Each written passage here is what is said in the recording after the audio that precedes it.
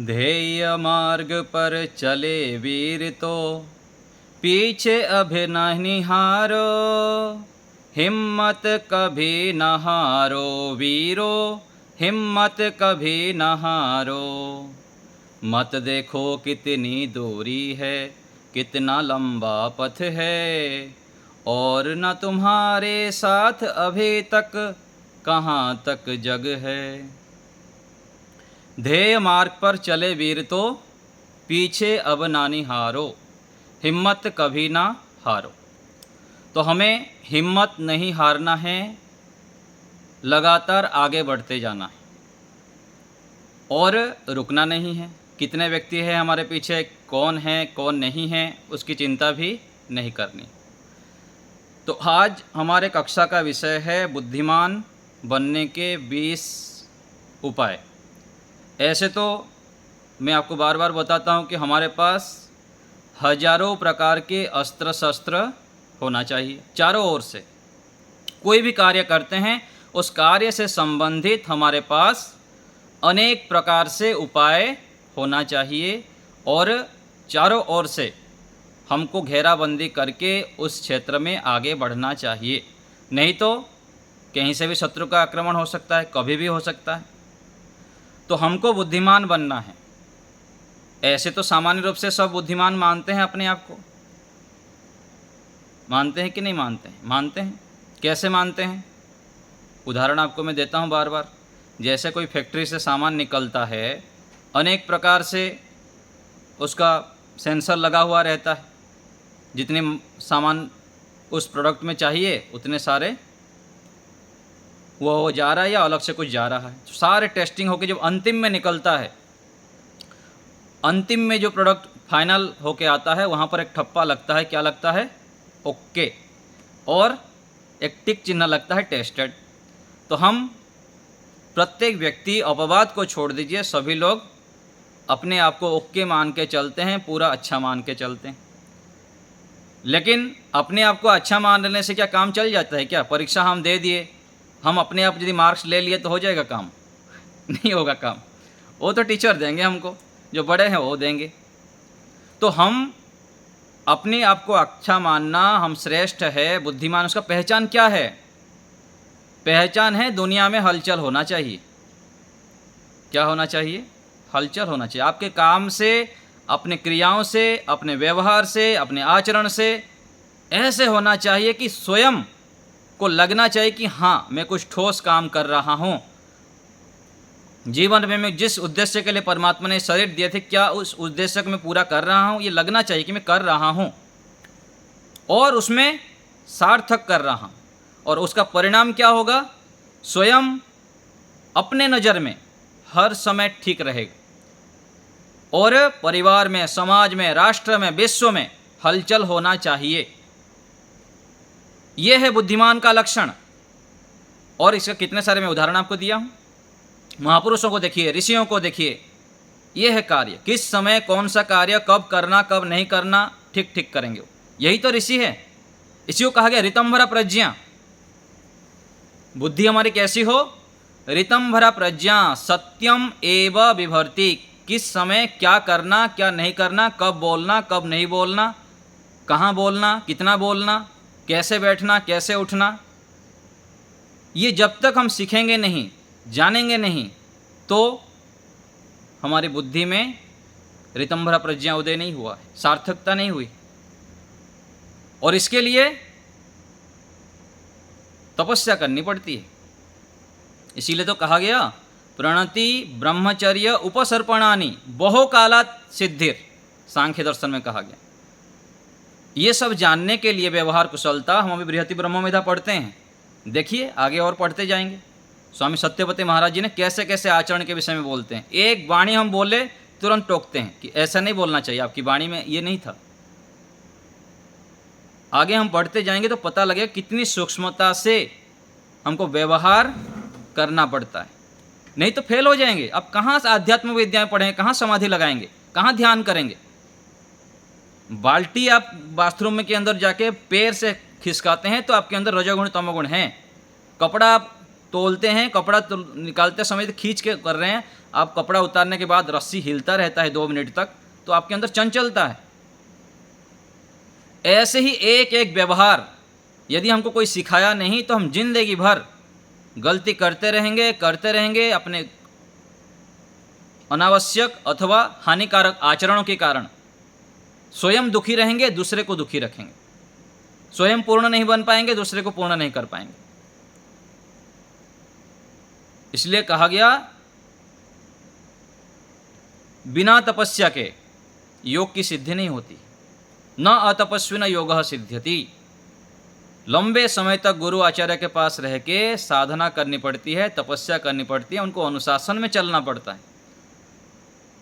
हमको बार बार हाथ पकड़ के सिखाते हैं गुरु आचार्य, ऐसे नहीं बोलना, ऐसे नहीं करना, यहाँ बोलना, यहाँ नहीं बोलना, ऐसे आचरण करना, ऐसे नहीं करना। थोड़ी दिन पहले आपको बताया ना, स्वामी जी को एक मैसेज में दिया, तुरंत ब्रेक लगाए। सबको आ रहा है? ओम। शोभा माता जी, आवाज़ ठीक है?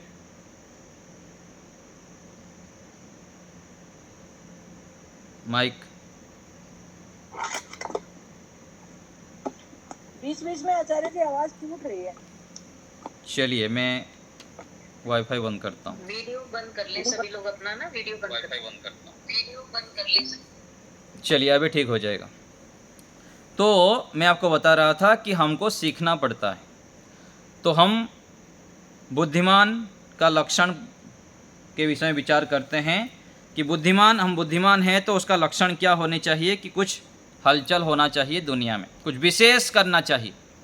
अपने जीवन में भी अपने गुणों को इतना उत्कृष्टता की ओर बढ़ाना है और साथ साथ दूसरे के जीवन में भी हमको बदलाव करना है और ठोस बदलाव करना है।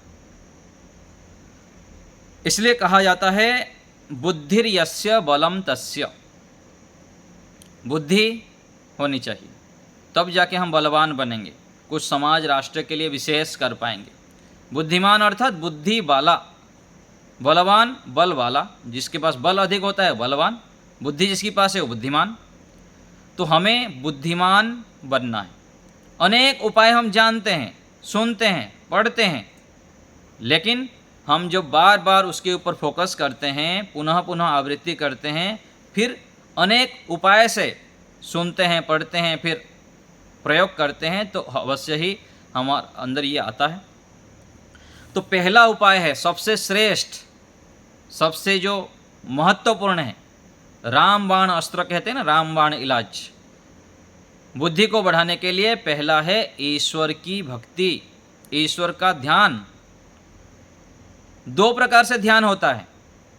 आग बंद करके बैठ के कोई संसार का भी ध्यान कर सकता है, सांसारिक वस्तुओं का भी ध्यान कर सकता है, सांसारिक व्यक्तियों का भी ध्यान कर सकता है, सांसारिक स्थानों का भी ध्यान कर सकता है। लेकिन ईश्वर का ध्यान करनी, ईश्वर के ध्यान में जब हम मग्न हो जाते हैं तो विशेष बुद्धि की प्राप्ति होती है। और उसकी भी शैली को जानना चाहिए। ईश्वर भक्ति में भी जब हम ईश्वर की भक्ति करते हैं तो उसकी मात्रा को बढ़ानी चाहिए। कैसे करने से हमारी ईश्वर की भक्ति ठीक ठीक हो पाएगी, ये भी हमको समझना चाहिए, जानना चाहिए। नहीं तो सालों साल हो जाएगा, 20 साल 30 साल हो गया, फिर भी ध्यान ना बैठने की इच्छा होती है, ना ध्यान में रुचि है, ना मन को एकाग्र कर पाते हैं। यदि हम पुरुषार्थ नहीं करेंगे, मेहनत नहीं करेंगे, तो ईश्वर की भक्ति भी नहीं कर पाएंगे। तो पहला क्या हुआ? ईश्वर का ध्यान करना, संसार का नहीं। दूसरा है, श्रेष्ठ एक उपाय है प्राणायाम।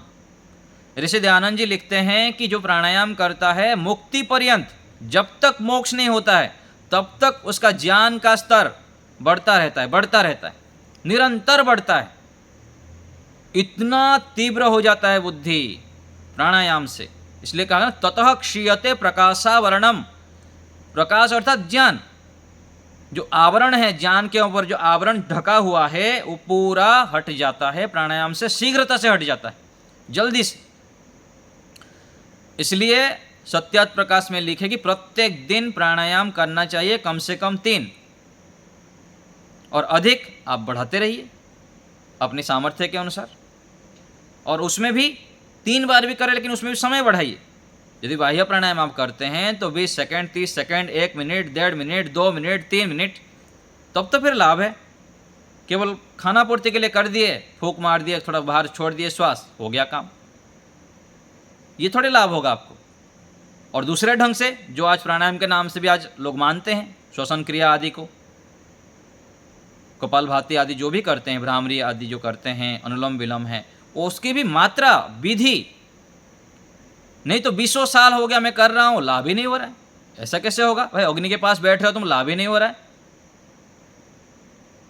लाभ क्यों नहीं हो रहा है जीवन में? जब भी चंचलता नहीं रुक रही है, आपके जीवन में कुछ उत्कृष्टता नहीं आ रही है, बुद्धि में विवेक नहीं जाग रहा है, तो आप क्या कर रहे हैं फिर? सही विधि सीखना चाहिए जो एक्सपर्ट है उस क्षेत्र में, नहीं तो सालों साल तक आप गलती करते रहेंगे। केवल यूट्यूब में देख के, वीडियो देख के भी ठीक नहीं हो पाता है। जो अनुभवी व्यक्ति हैं, जो उस क्षेत्र में सालों से करते हैं, सीखे हुए हैं, ऐसे व्यक्तियों के सामने बैठ के भी सीखना चाहिए, तब जाके विशेष लाभ उठा पाएंगे। और मान लीजिए विधि भी आप सीख लिए, टाइमिंग यदि ठीक नहीं है, समय, बाह्य प्राणायाम आदि जैसे बताया आपको कि इसमें समय बढ़ाइए, ऐसे ही जो श्वसन क्रिया आदि करते हैं हम, कपालभाति आदि करते हैं, उसमें टाइमिंग, पानी को जैसे हम उबालते हैं 2 मिनट 5 मिनट सामान्य उबाल के रख देंगे तो काम नहीं चलेगा, उसको अच्छे से उबालना पड़ता है। ऐसे ही ये श्वसन क्रिया आदि जो आप करते हैं उसकी टाइमिंग को बढ़ाइए, समय को। अनुलोम विलोम कर रहे हैं तो 5 मिनट, 10 मिनट, 15 मिनट, आधा घंटा करिए, देखिए कैसे आपके अंदर चंचलता, कैसे आपके अंदर चंचलता नहीं रुकेगी, कैसे आपके अंदर विवेक नहीं जागेगा, कितना कैसे आपकी एकाग्रता नहीं आएगी। ऐसे ही बाह्य प्राणायाम आप कर रहे हैं तो उसमें भी समय बढ़ाइए, 10 सेकंड से 20 सेकंड, 30 सेकंड बढ़ाइए समय। समय, विधि और समय पूर्वक यदि हम करेंगे प्राणायाम तो अवश्य ही हमारे अंदर विवेक जागेगा, विशेष ज्ञान, बुद्धि से हम युक्त हो जाएंगे। तीसरा, सात्विक भोजन, पौष्टिक भोजन। और तीसरा है शुद्ध भोजन। भोजन में 3 विभाग कर दीजिए। एक तो सात्विक भोजन, दाल चावल रोटी सब्जी जो घर में हम खाते हैं, और दूध घी मिठाई आदि, सात्विक भी होना चाहिए, पौष्टिक भी होना चाहिए। आज यदि हम सबको स्कैन कर दिया जाए ना लेबोरेटरी में लेके, अनेक व्यक्ति के अंदर विटामिन की कमी मिलेगी, और इसी कारण से व्यक्ति बहुत कुछ करता है, लेकिन जो बुद्धि की प्रकर्षता होनी चाहिए वो नहीं होता है, मुरझा मुरझा रहता है, ढीला ढाला रहता है। उसके पीछे कारण क्या है? कभी हम ध्यान दिए हैं? कभी टेस्ट किए हैं जाके एक पैरामीटर ब्लड टेस्ट किए हैं कौन से विटामिन हमारे अंदर कमी है?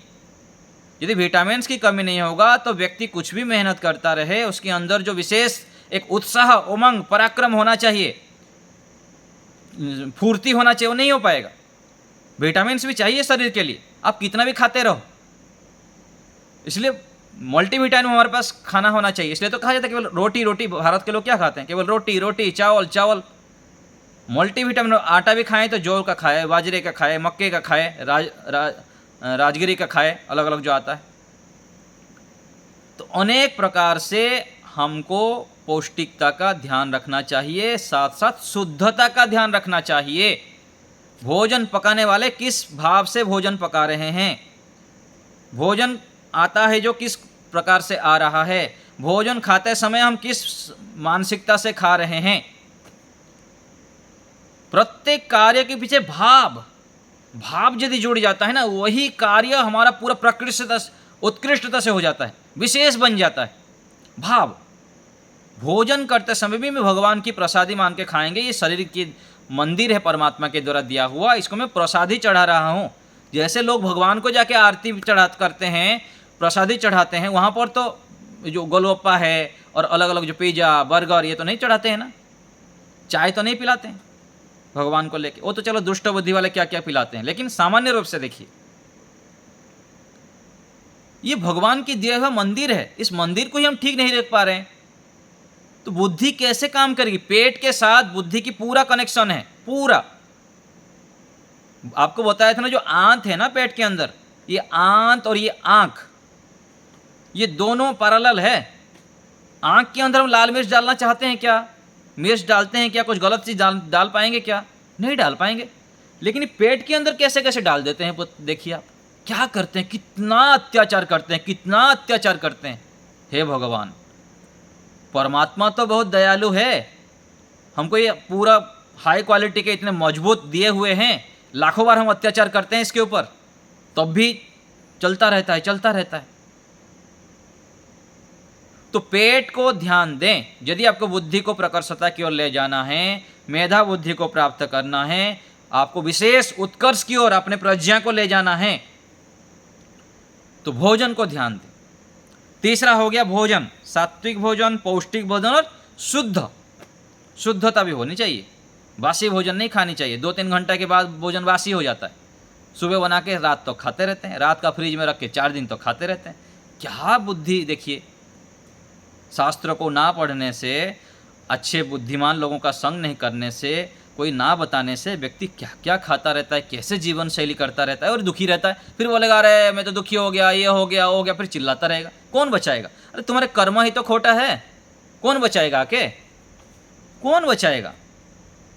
दुख के दुकान में जाएंगे आप, सुख ढूंढेंगे, कहाँ मिलेगा बताइए?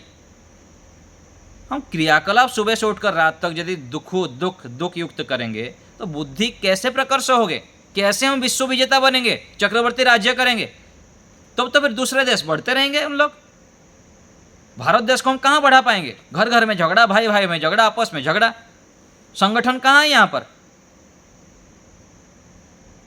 कहीं पर हमारे ऊपर अटैक हो जाएगा तो हजारों व्यक्ति आ सकते हैं यहाँ पर? है हमारे पास संगठन कोई? ऐसे नहीं है संगठन। क्यों? आपस में ही झगड़ा है, एक दूसरे को सहन नहीं कर पाते हैं, झगड़ा लगे हुए। बुद्धि को कभी विस्तार नहीं करते कि मेरे पास इतना पावर हो, हमारे संगठन इतना हो कि लाखों लोग खड़े हो जाएं। और ऐसे लाखों अलग अलग संगठन यदि हो तो कोई आंख उठा के देख पाएगा हमारे ऊपर? यही तो कहा गया, बुद्धिर यस्य बलम तस्य। ये बुद्धि की कवाड़ा बना के रखें हम। खान पान ठीक नहीं है। चौथा, प्रातः जागरण, ब्रह्म वेला में जागना। रात को 9 बजे से लेकर 3 बजे तक, अथवा 2 बजे तक भी मानिए, 2 से 3 तक ले चलते हैं। ये जो 9 से लेकर 3 बजे तक है ना, विशेष सोने का समय है। पता है आपको? कभी स्टडी किए हैं इसके ऊपर? इतने समय में आप जितना सोएंगे उसका डबल टिबल 10 गुना फायदा होता है। आज देखिए क्या कर रखे हैं लोग। ये इन समय के बीच में आप जितना समय सोएंगे, 1 घंटा सोएंगे तो मल्टीपल काम करता है। और सुबह उठ के यदि हम व्यायाम, प्राणायाम, ध्यान करते हैं, और एक बड़े आचार्य जी मुझको बताए, बहुत अच्छे योगाभ्यासी आचार्य जी बताए कि मुझको कुछ बीमारी होता है, कभी कुछ समस्या होती है ना, मैं कुछ ज़्यादा कुछ नहीं लेता, बस सुबह उठ के सुबह का वायु ले लेता हूँ, उससे मैं स्वस्थ हो जाता हूँ। सुबह का जो वायु है एक टॉनिक की तरह काम करता है, औषधि की तरह।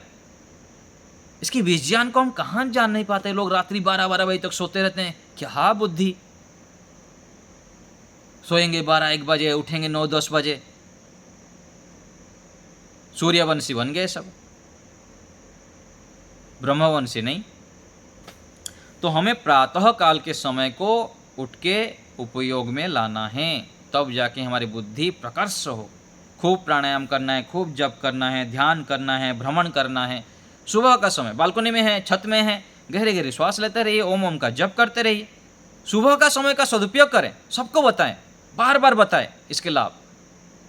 लोग सुने ना सुने, अपना ही तो आवृत्ति होगी ना। जगाएगा कौन? लोगों को बताएगा कौन?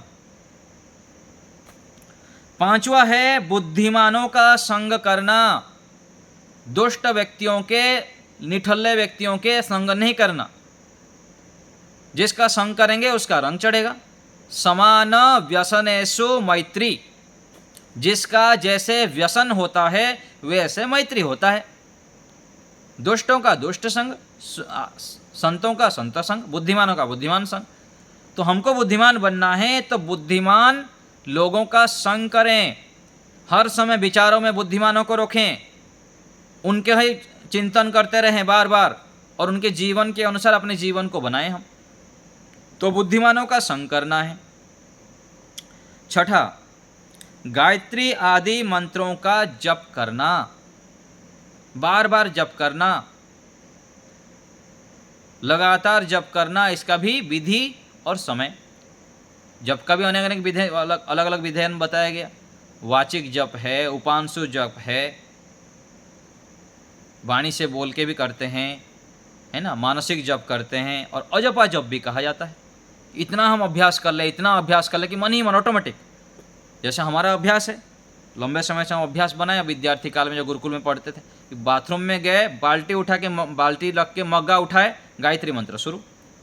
गाड़ी चला रहे हैं तब भी, बाइक चला रहे हैं, कार चला रहे हैं, कहीं भी कुछ काम कर रहे हैं, ऑटोमेटिक चलने लग जाए। इतना हम क्यों आदत नहीं बनाते हैं? बर्तन धो रहे हैं तो बर्तन धोते समय शुरू, कपड़ा धो रहे हैं, स्नान कर रहे हैं, कोई भी कार्य कर रहे हैं, इतना हमारा आदत बन जाए। भगवान में ही रमण करें, मंत्र जप चलता रहे, ओम ओम का जप करें, गायत्री मंत्र का जप करें, विश्वन देव का मंत्र करें, जप करें, मंत्रों का जप करें, करोड़ों बार करें, लाखों बार करें, तब जाके तो सिद्धियां जागेगी। भारत में हमारे विश्व गुरु बनने का सामर्थ्य जो था नहीं है अभी, और अभी बन रहा है, चल रहा है। तो कौन बनाएगा? हम ही तो करेंगे। कैसे होगा? उग्र तपस्या करनी पड़ेगी। ढीले ढाले चलेंगे तो काम नहीं चलेगा। बहुत तपस्या करनी पड़ेगी, बहुत जप करनी पड़ेगी, तो जप करना है। 5 बार 10 बार गायत्री मंत्र जप कर लिया, उसमें काम हो जाए, ऐसा नहीं चलेगा। विशेष जप क्या करी? रात को सोने से पहले कम से कम 50 बार से शुरू करके 100 बार 200 बार जप क्या करें। सोने से पहले 15-20 मिनट लगाया करिए ईश्वर के ध्यान में, शांत रहकर। तो जप भी हमको विधि आने चाहिए। जप करते समय साथ साथ भावना भी बनाते हैं, समर्पण भी करते हैं, ऐसे कई उपाय भी है साथ साथ जप करते हैं। अर्थ विचार पूर्वक जप करना है ना, और भावना बनाना कि परमात्मा मेरे साथ है, समर्पण बनाते हुए जप करना, ये भी जप के अंतर्गत आता है। ऐसे ध्यान के समय भी भावना का बहुत असर है जी। वही कार्य करेंगे व्यक्ति, एक व्यक्ति दुखी होकर कर रहा है, दुखी भावना से मरे मरे कर रहा है, और एक व्यक्ति आनंद, उत्साह, प्रसन्नता, सौभाग्य मान के कर रहा है। भोजन कोई बना रहा है मजबूरी मान के कि रोज पकाना पड़ता है, क्या ये सिरदर्दी है, रोज बनाओ रोज बनाओ, और दूसरे बढ़िया प्रसन्न होकर बना रहे कि कितना बड़ा अवसर मिला है, 4 व्यक्ति के लिए भोजन पकाने का अवसर मिल रहा है, 4 व्यक्ति के पेट में जाएगा भोजन।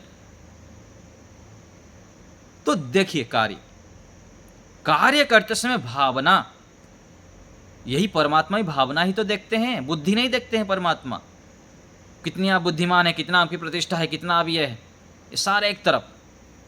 भाव कितना शुद्ध है, कितनी समर्पण है देश के लिए, राष्ट्र के लिए, विश्व के लिए, परोपकार के लिए, सेवा के लिए। भावना को क्लियर करें हम, और ये होगा अधिक हम जब ये सब कार्यों को ध्यान देंगे।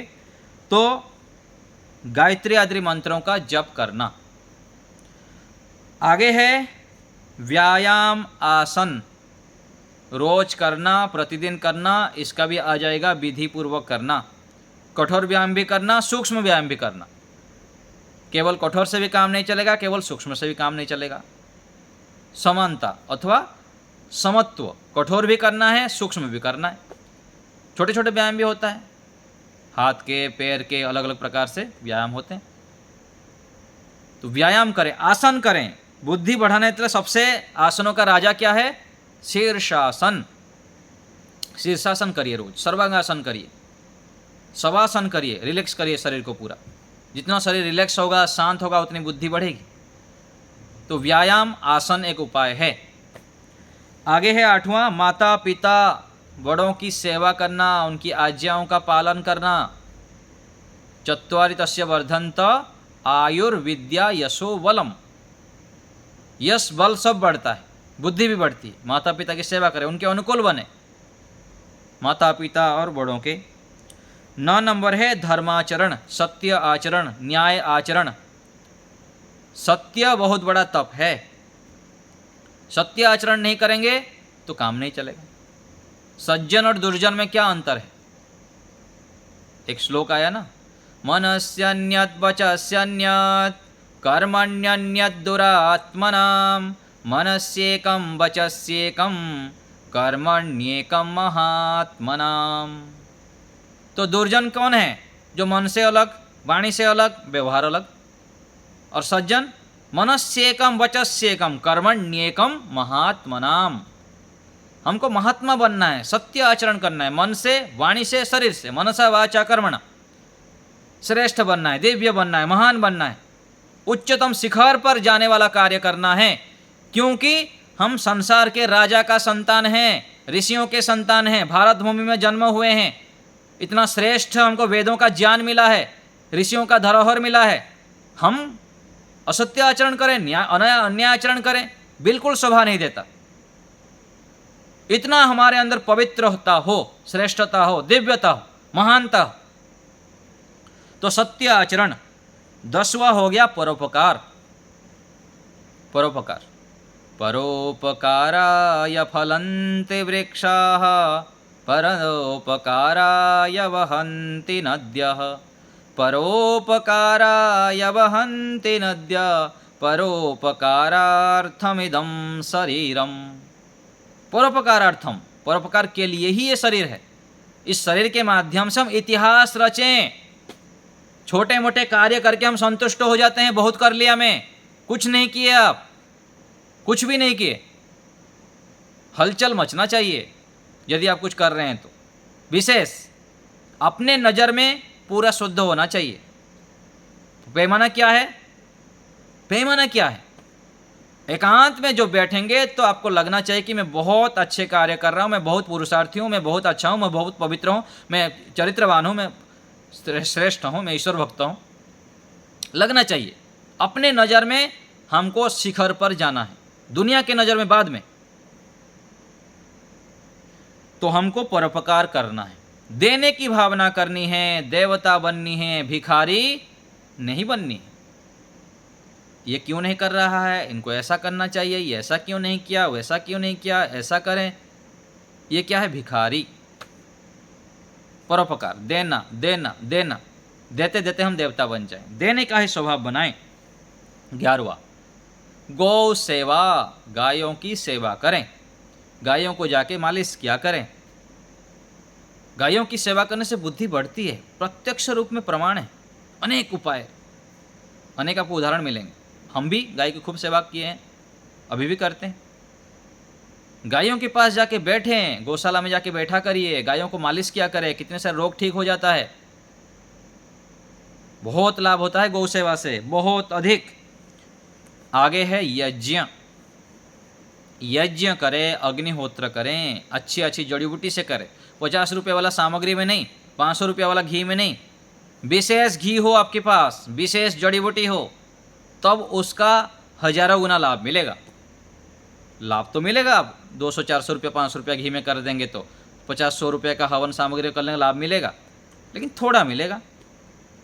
विशेष करिए ना, कल आपको बताया ना पीछे, घी हमारा उत्कृष्ट हो, सामग्री उत्कृष्ट हो, भोजन जो खाते हैं हम उत्कृष्ट हो, हमारे साधन हाई क्वालिटी के हो, पूरा प्योर। ढूंढते रहना है, ढूंढते रहना है, ढूंढते रहना है, और अच्छा और अच्छा और अच्छा। सामग्री देखिए, मैं तो सच्चाई बोलूँगा, आप जो मानना है मानिएगा, आप जो करना है करिएगा। सच्चाई तो ये है, मैं करता हूँ इसलिए बोलता हूँ। हमारी सामग्री का क्वालिटी होना चाहिए 500 से 1000 रुपया किलो। आप कहाँ से लाते हैं, क्या करते हैं, मुझको पता नहीं। आप कब से कर रहे हैं, 40 साल से कर रहे हैं, हम सब देखे हैं, जानते हैं नस नस को, इसलिए मैं बोल रहा हूँ। हम हमारे दर्शन योग धाम में स्वयं लाके बनाते हैं 100 से अधिक जड़ी बूटी, और मैं भी आपको बना के दिया हूँ ग्रुप में कि कैसे सामग्री प्रयोग करें। तो थोड़ा करो, अच्छा करो भाई, थोड़ा खाओ, अच्छा खाओ। 1 चम्मच भी घी खाओ, हाई क्वालिटी का खाओ घी, ये होना चाहिए। और खा लिए भर भर के, चावल खा लिए भर के, रोटी खा लिए 10-10, भाई भूख नहीं है, अच्छे क्वालिटी का नहीं है, शुद्ध नहीं है, तो क्या लाभ हुआ? ऐसे ही यज्ञ में भी अच्छे यज्ञ करिए। देखिए, मैं तो दोनों समय यज्ञ करता हूँ, आपको भी करना है। विशेष कुछ करना है तो देखिए करना पड़ेगा, और 2 टाइम करना तो एक बात है, और साल में मैं किलो भाई यज्ञ करता हूँ, टीन ला के पूरा। ऐसे यज्ञ करनी पड़ेगी, बड़ा यज्ञ करनी पड़ेगी। चाहे अग्निहोत्र ना करे, किसी भी उपाय से आप यज्ञ करिए। समाज राष्ट्र को, किसी की पढ़ाई के लिए किसी विद्यार्थियों को दे रहे हैं, गुरुकुल में दान दे रहे हैं, गौशाला में दान दे रहे हैं, अनाथालय में दे रहे हैं, पक्षियों के लिए कर रहे हैं, कहीं भी कर रहे हैं, करिए। हमारे माध्यम से लाखों करोड़ों के जीवन में कुछ परिवर्तन होना चाहिए, तब तो फिर चारों ओर से आएगा। फिर भद्र मंत्र बोलेंगे, आनो भद्रः कर्तवो यन्तु विश्वतो। चारों ओर से परमात्मा मेरे को दीजिए ज्ञान, भर भर के दीजिए, कूट के दीजिए। कैसे देंगे परमात्मा? परमात्मा का आज्ञा पालन करेंगे तब तो। परमात्मा कह रहे हैं कि 100 हाथों से कमाओ, हजारों हाथों तक पहुंचाओ। 100 हाथों से कमाओ। हमारे पास 100 आदमी काम करें, हजारों आदमी काम करें, लाखों आदमी काम करें, हमारे पास करोड़ों रुपया हो, हमारे पास लाखों करोड़ों की संपत्ति हो, साम्राज्य हो, और हम उस साम्राज्य का प्रयोग किसके लिए करें? अपने लिए नहीं, देश, राष्ट्र, विश्व के कल्याण के लिए हम प्रयोग करें। इतना हमारे पास ऐश्वर्य होना चाहिए, दरिद्र नहीं। हम ज्ञान से बलवान, ज्ञान से ज्ञानवान बने, धनवान बने, जनवान बने, जन हमारे पास लाखों व्यक्ति हो, संगठन हो हमारे पास, इतना हमको करना है। तो यज्ञ करना है अच्छे घी से, अच्छे सामग्री से। 13 है दान देना। दान देना तन से, मन से, धन से। मन से भी तो कहाँ दान देते हैं हम, मन से भी सबकी अच्छा सोचना, ये भी तो दान है, दान नहीं है। विश्व मंगल साधना के हम हैं मौन पुजारी। अरे एक व्यक्ति ध्यान करता है शांति से बैठ के अकेले में, और विश्व मंगल की भावना कर रहा है, वो दान कर रहा है। मन से भी तो अच्छा अच्छा सोचे हम, ये भी तो दान है। धन से भी दें, तन से भी दें, शरीर का दान दें, श्रम दान दें। कहीं भी ज़रूरत पड़ता है आश्रम में जाइए, कहीं भी दूसरे के शरीर से हेल्प कर रहे हैं, कहीं अच्छे अच्छे कार्य हो रहा है, ये भी तो दान है समय का। तो दान देने की प्रवृत्ति। एक बताए, कोई साधु ने भिक्षा मांग रहे थे, तो एक कमरे के अंदर एक बालक बैठा हुआ था घर में, मांगे कि भाई दे दे कुछ, दे दीजिए कुछ। बोले नहीं मेरे पास कुछ भी नहीं है। बोले चलो बाहर तो आ जाए। बोले नहीं नहीं हमारे पास कुछ भी नहीं है। बोले बाहर तो आ जाए कम से कम। बोले देने का कुछ नहीं, क्यों बाहर आऊँ? बोले आइए तो बाहर। तो जैसे तैसे उनको बाहर बुलाए। फिर वो बोले कि कुछ भी नहीं है, चलो इस मिट्टी उठाओ, यहाँ पर मिट्टी से उठा के मेरे को दो। बोले फिर मिट्टी उठा के वो दे दिए ऐसे हाथ में। फिर वो चला गया अंदर। फिर जो वो थोड़ा आगे गए साधु बाबा, उनके शिष्य साथ में थे, तो बोले ये क्या किया आप? बोले ये मैं क्या क्या पता है, उनको देने का स्वभाव डाला। अंदर बैठा रहता तो कुछ नहीं करता, आज एक मुट्ठी रेत दिया है, कल चावल देगा, कल अन्न देगा, कल धन देगा, देने का आदत बनेगा। तो हम देने का तो आदत बनाएं। हम जब घर में थे, हम मंदिर जाते थे, अठन्नी चरनी 1 रुपया 5 रुपया डाल देते थे। हमको कहाँ पता कि इतना रुपया भी दान देना होता है। हम तो गुरुकुल में आए, देखे यहाँ पर, फिर पता लगा कि दान देना होता है। भाई एक देते हैं तो लाखों बन के आता है, तो पता लगा हमको। तब तो हम फिर घी भर भर के देते हैं। जहाँ गुरुकुल में कहीं ज़रूरत पड़ता है, गौशाला में ज़रूरत पड़ता है, कहीं भी, हमारे संस्था से अलग भी मैं देता हूँ। आपको जानकारी के लिए बताऊँ मैं देना। और हमारे पूज्य स्वामी विवेकानंद जी कितने जगह पर देते हैं। क्यों? क्योंकि शास्त्र में बताया गया है कि जो भी हम देते हैं तन से, मन से, धन से, वो लाखों गुना होके, करोड़ों गुना होके हमारे पास आता है। इसलिए दान देने से भी बुद्धि बढ़ती है। 14 अच्छे पुस्तकों का स्वाध्याय करने से भी बुद्धि बढ़ती है। 15 कठोर मेहनत, पुरुषार्थ पुरुषार्थ पुरुषार्थ। महान बनने के लिए, श्रेष्ठ बनने के लिए, जीवन को उत्कर्ष की ओर ले जाने के लिए एक सबसे बड़ा साधन क्या है? पसीना बहाना, बलिदान। जैसे कहा गया ना, देश के लिए तुम मुझे खून दो, मैं तुम्हें आज़ादी दूंगा, बोले ना सुभाष चंद्र बोस जी। ऐसे ही महानता क्या मांगता है? पसीना। पसीना बहाइए, पसीना बहाइए, खूब व्यायाम करें, खूब मेहनत करें, एक एक सेकंड का सदुपयोग करें, 16 से 18 घंटा फुल काम में ही लगे रहे। तो अब देखिए कैसे जीवन चमकेगा, कैसे बुद्धि की उत्कर्षता होगी। आगे है 16वां ब्रह्मचर्य का पालन। यदि हम संयमित जीवन नहीं जीते हैं, चाहे सब कुछ कर लें, कुछ भी होने वाला नहीं, कुछ भी, और बुद्धि काम नहीं करेगी। उल्टे पुल्टे काम करेंगे, उल्टे लिंडे करेंगे, झगड़ा तनाव, जितना सब क्रोध आज होता है ना, बढ़ता है, सब क्यों? ब्रह्मचर्य का धजिया उड़ा के रखें सब, ना खाने में, पीने में, सभी जगह पर असंयमित जीवन। इसलिए कहा गया ब्रह्मचर्येण तपसा देवा मृत्युम अपाघ्नत। ब्रह्मचर्य का पालन करेंगे तो मृत्यु को भी पार कर लेंगे आप। और आगे कह रहे हैं कि स्वर आभरत, चारों ओर से भर भर के आनंद, उत्साह, उमंग, पराक्रम, सूरवीरता। ये भारत में क्यों नहीं हो रहा है आज? जहां देखो व्यभिचार, जहां देखो गलत काम। क्यों? ये षड्यंत्र है। यदि भारतीय लोग ब्रह्मचर्य का पालन करेंगे, अपने संस्कारों को जान लेंगे, अपने संस्कृति के आधार पर चलने लग जाएंगे, तो दुनिया को पूरा पछाड़ देंगे। सबको पता है। इसीलिए इन लोग को पोर्न से लेकर कितने सारे गलत चीजें में सब फंसा रहे हैं। ये स्थिति है। तो हमें ब्रह्मचर्य का पालन करना है, अच्छे से पालन करना है, तब बुद्धि बढ़ेगी, उत्कर्षता आएगी, आनंद, उत्साह, पराक्रम, बहुत हर समय उत्साहित रहेंगे आप, एक्स्ट्रा ऑर्डिनरी कार्य करेंगे, क्रिएटिव माइंड आपका चलेगा। क्या करना देश के लिए, राष्ट्र के लिए, विश्व के लिए, अपने जीवन के लिए, नया हर समय चलेगा। नहीं तो व्यक्ति पड़ा रहेगा वही, उसको कोई अच्छा नहीं मान गया, कोई कदर नहीं करते हैं। इसलिए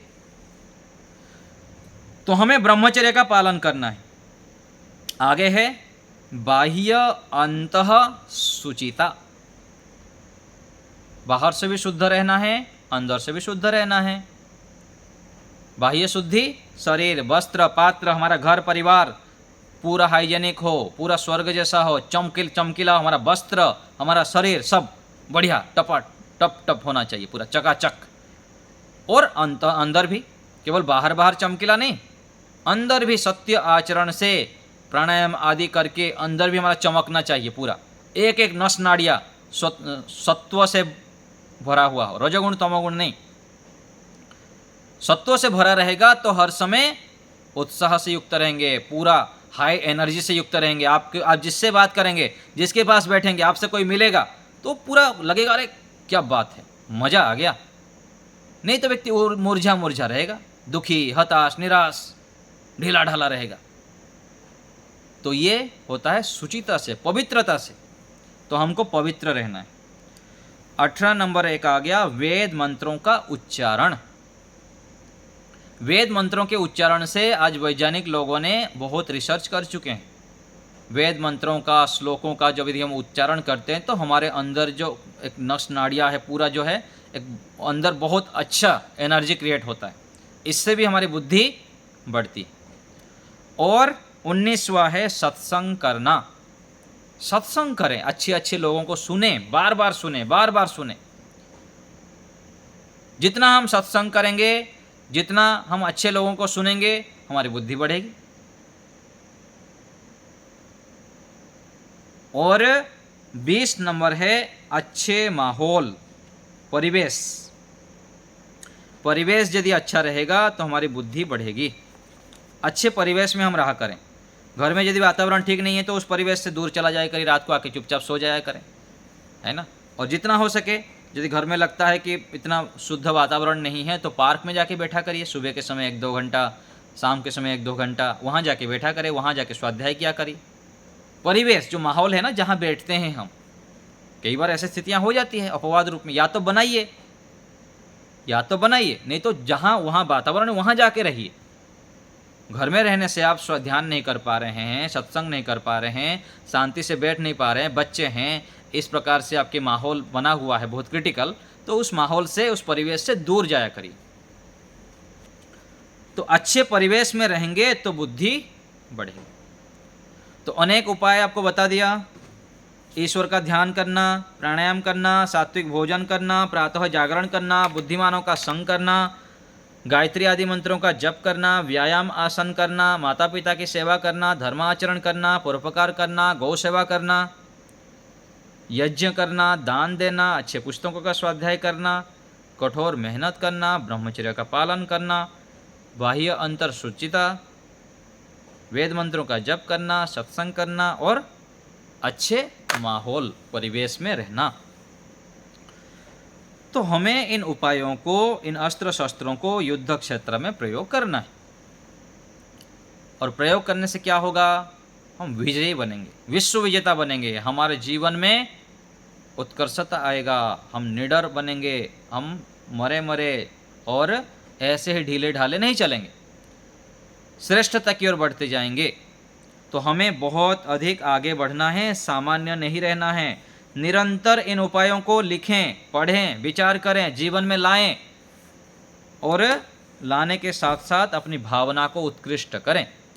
प्रत्येक कार्य कर रहे हैं, ईश्वर का ध्यान कर रहे हैं, भावना बनाइए कि मेरी बुद्धि बढ़ रही है, मैं आगे बढ़ रहा हूँ। भोजन कर रहे हैं, भोजन करते समय मन में बनाइए कि मैं अच्छे भोजन खा रहा हूँ, इसके साथ मेरी बुद्धि बढ़ रही है, मेरे अंदर सकारात्मकता बढ़ रहा है, मैं ईश्वर की ओर बढ़ रहा हूँ, मेरे अंदर आनंद, उत्साह, निर्भयता बढ़ रही है। प्रत्येक कार्य के साथ ये जोड़िए।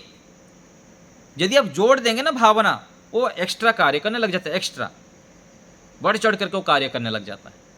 तो कार्य वही रहेगा, लेकिन साथ साथ जब हम भावना बना देते हैं, उस भावना में उत्कृष्टता ले आते हैं, दिव्यता ले आते हैं, तो बहुत अधिक शीघ्रता से हमारे जीवन में उत्कर्ष आता है। हम ऋतभ्र प्रज्ञा से युक्त हो जाएंगे।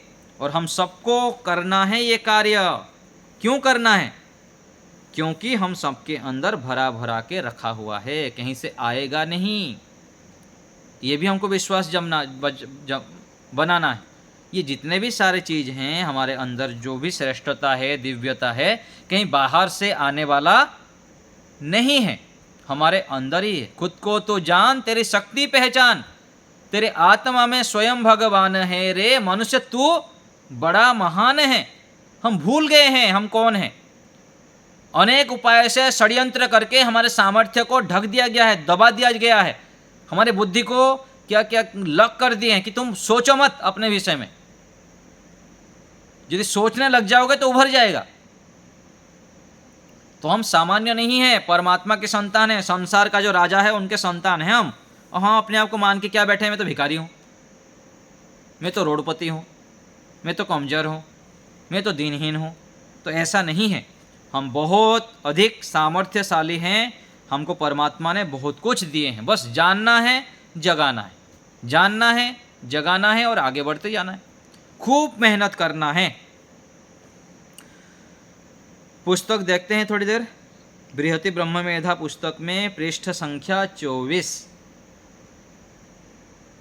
ईश्वर में लीन हो जाना, उपासना में आबद्ध हो जाना, जिसको हम कहते हैं ईश्वर के स्वरूप में तल्लीन हो जाना। ईश्वर के स्वरूप में हमको तल्लीन हो जाना है, मग्न हो जाना है। तो कह रहे हैं वहाँ हम यदि ईश्वर से तल्लीन हो जाएंगे, शरीर आदि बाह्य विषयों का ज्ञान करना चाहेंगे तो विषयांतर तो हो जाएगा। तो कैसे चलेगा काम? तो यहाँ कह रहे हैं कि ऐसा नहीं है।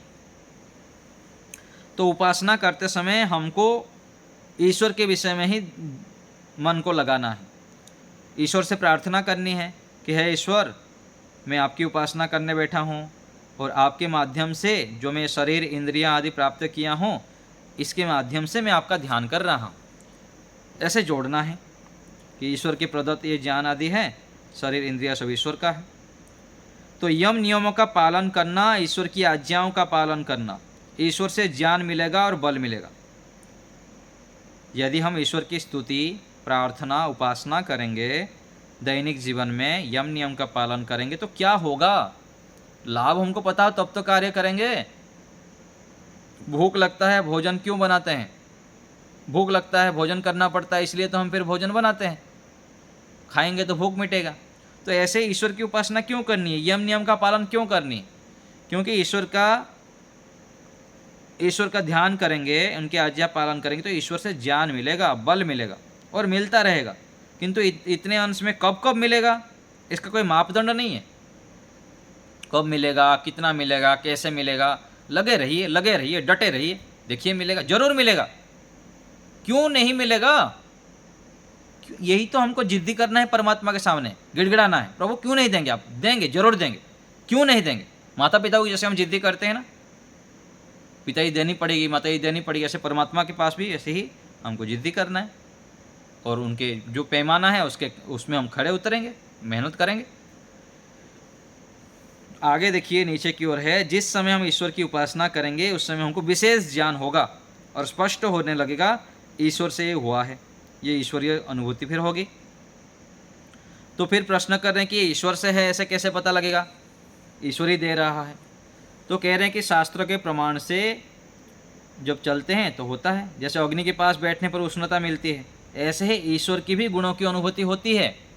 नहीं होगी ऐसा नहीं है। जब हम अग्नि के पास बैठते हैं लगता है उष्णता आ रही है, तो धीरे धीरे जब हम आगे बढ़ते हैं तो ऐसे अनुभूति होती है कि ईश्वर मुझे ध्यान दे रहा है, बल दे रहा है, मेरी सारी मनोकामनाएं पूर्ण होता है और अच्छे से विश्वास हो जाता है। केवल बढ़े तो, बढ़ते नहीं हम, थोड़ा बढ़ते हैं। पृष्ठ संख्या 25। वहाँ भी ईश्वर चेतन है, जीवात्मा चेतन हूँ मैं, ईश्वर से मुझे ज्ञान मिल रहा है, स्पष्ट अनुभूति होती है जब ईश्वर का ध्यान करते हैं। तो कह रहे हैं कि वहाँ अपनी ओर से संकल्प करके कल्पना करते हैं अथवा होता है, वास्तविकता है। तो कह रहे नहीं नहीं, इसमें दो बातें हैं। एक तो इसमें शब्द प्रमाण है, ऋषियों ने लिखा है कि समाधि में ईश्वर से ज्ञान मिलता है, अतः इससे सहायता मिलती है, इसको हम यथावत स्वीकार करता है साधक। दूसरी स्वयं की अनुभूति, अर्थात ऋषियों ने ज्ञान प्राप्ति की जो विधि और स्थिति लिखी है उसको ज्यों का त्यों समझकर उसका प्रयोग किया जाए तब आएगा। जैसे माता पिता बोल देते हैं कि बेटा ये कौवा है, ये गाय है, तो हम तो नहीं बोलते नहीं नहीं नहीं मैं आपकी बात क्यों मानूं, ये नहीं है आप जो बोल रहे हैं, ये गलत बोल रहे हैं आप, ऐसे तो हम नहीं कहते हैं ना। माता पिता के ऊपर हम भरोसा करते हैं, मान के चलते हैं, फिर आगे हमको पता लगता है हाँ ये वास्तविकता है, माता पिता जो बोले हैं। तो ऐसे ही ऋषियों के अनुसार हम चलते हैं, बड़ों के अनुसार चलते हैं, तब फिर धीरे धीरे चलते जाते हैं, फिर एक दर्शन होता है, झलकियाँ मिलता है, फिर लगता है हाँ वास्तविकता है, सच्चाई है, ये झूठ नहीं है बिल्कुल भी। तो हमको ईश्वर के ऊपर भरोसा करना पड़ता है और ऋषियों के ऊपर भरोसा करके चलना पड़ता है। तो ऋषि दयानंद जी लिखते हैं सत्यात प्रकाश में, धर्मात्मा, योगी, महर्षि लोग, धर्मात्मा लोग, योगी लोग, महर्षि लोग जब जब जिस जिस मंत्र के अर्थ जानने की इच्छा करके ध्यानावस्थित हुए, ईश्वर का ध्यान में बैठ गए, तब परमेश्वर के स्वरूप में समाधिस्थ हो गए, तब तब परमात्मा ने अभिष्ट मंत्रों के अर्थ जना दिए। देखिए क्या बात है, ध्यान करने से ये लाभ होता है। इसलिए तो आपको बोलता हूँ मैं, ध्यान क्या करिए, रोज बढ़ाइए समय, शांति से एकांत में बैठा करिए, अपने लिए समय दिया करिए। परमात्मा सब समस्या का समाधान देंगे, सारे जड़ी बूटी है परमात्मा में। जो भी आपके पास रोग है, जितनी भी समस्याएं हैं, बैठिए तो परमात्मा बोलते आओ, परमात्मा के चरणों में हम बैठें, सारे समस्या का समाधान देंगे परमात्मा। शांति से जो बैठेंगे, ओम का जप करेंगे, गायत्री मंत्र का जप करेंगे, ईश्वर की स्तुति प्रार्थना उपासना करेंगे तो परमात्मा देंगे।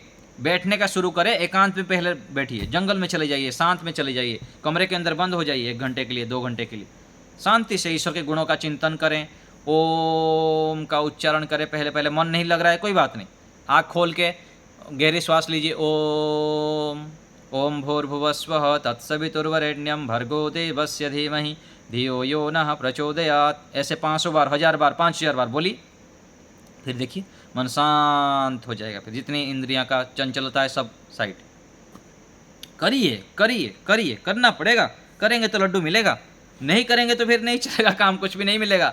निठल्ला बैठे रहेंगे तो करिए, मन लगेगा, आराम से मन लगेगा, मन एकाग्र होंगे।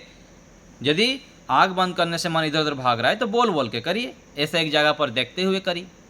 शुरू तो करें कहीं से, 5 मिनट, 10 मिनट, 15 मिनट, 1 साल, 2 साल, 5 साल, 10 साल, लगे रहिए, डटे रहिए, डटे रहिए, लगे रहिए, देखें कैसे नहीं देंगे। परमात्मा बहुत दयालु हैं, लगने की जरूरत है, परमात्मा खूब देंगे, एकाग्र कर देंगे मन, आपको पूरा समाधि लगा देंगे। तो ऐसे ही ऋषियों ने समाधि के लक्षण भी बताए हैं, ये शब्द प्रमाण हुआ। फिर इसका निर्धारण आप्त प्रमाण से होगा, तो आप्त प्रमाण काम करेगा, दूसरा व्यक्तिगत ज्ञान भी काम करेंगे। बहुत दिनों तक हम जब पढ़ेंगे, सुनेंगे, आगे बढ़ते रहेंगे, शास्त्रों को पढ़ना, पढ़ाना, सुनना, सुनाना साथ में भी करते रहेंगे हम, और साथ साथ जो ऋषियों का प्रमाण है दोनों चलेगा साथ साथ। तो दोनों को साथ में लेके जब चलते हैं तो क्या होता है, निर्विचार वैसारध्य आध्यात्म प्रसाद, विशेष उत्कृष्ट ऋतंभरा प्रज्ञा, श्रेष्ठ ज्ञान उत्पन्न होता है। अध्यात्म का प्रसाद, प्रज्ञा प्रसाद अनुभूति होती है, अनुभव में आता है। वहाँ स्वयं जीवात्मा कसौटी है, अतः ईश्वर से हमको यह ज्ञान मिलता है, आनंद मिलता है, इसकी पुष्टि शब्द प्रमाण से और स्वयं जीवात्मा के अनुभव से वहाँ स्पष्ट हो जाता है कि परमात्मा ऐसे ध्यान देते हैं। ईश्वर से हमको ज्ञान मिलता है, इस विषय को तर्क से भी समझा जा सकता है। जैसे कि ज्ञान के आधार है, स्रोत क्या है, एक ईश्वर है जिसमें स्वाभाविक ज्ञान रहता है, दूसरा जीवात्मा है। इसलिए जो भी ज्ञान आएगा होगा वह ईश्वर से आएगा, जीवात्मा से आएगा, प्रकृति से तो आएगा नहीं, क्योंकि वह सहायक तो किंतु जड़ है। दूसरी बात यह है, जीवात्मा के पास व्यक्तिगत स्वाभाविक ज्ञान है, इतना कम है मात्र, उससे ना मुक्ति प्राप्त कर सकता है ना व्यवहार सिद्ध कर सकता है। हम जो अभिमान से युक्त होते हैं, इतना जो हम अपने आप को दिखाते हैं कि मैं ऐसा हूँ, इतना मैं जानता हूँ, करता हूँ, क्या है वास्तविकता? क्या है? मैं जीवात्मा अपने सामर्थ्य से करवट भी नहीं बदल सकता, ये वास्तविकता है। तो यही कह रहे हैं कि जीवात्मा अपने सामर्थ्य से ना मुक्ति को प्राप्त कर सकता है ना व्यवहार को सिद्ध कर सकता है, दोनों नहीं कर सकता। अतः मोक्ष और व्यवहार की सिद्धि के लिए व्यक्तिगत ज्ञान से पृथक ज्ञान की आवश्यकता है, और वह ईश्वर से मिलेगा। ईश्वरीय ज्ञान से वो सिद्ध कर सकते हैं हम। तो ये हमको मान के चलना है कि ईश्वर की उपासना से हमको शीघ्र ही ज्ञान मिलता है, जीवन में प्रकर्षता आती है और हम बहुत अधिक श्रेष्ठता की ओर, दिव्यता की ओर बढ़ पाते हैं। तो निरंतर हमें पुरुषार्थ करना है, मेहनत करना है, कठोर मेहनत करना है, और इन उपायों को अपना के अपने जीवन को श्रेष्ठ बनाना है, महान बनाना है, और कुछ विशेष करना है अपने जीवन में भी, समाज राष्ट्र के लिए भी, विश्व के लिए भी कुछ होना चाहिए अपने जीवन में। ऐसे मिलके हम सबको पुरुषार्थ करना है, आगे बहुत अधिक बढ़ना है। तो आज यहीं रखते हैं। ओम।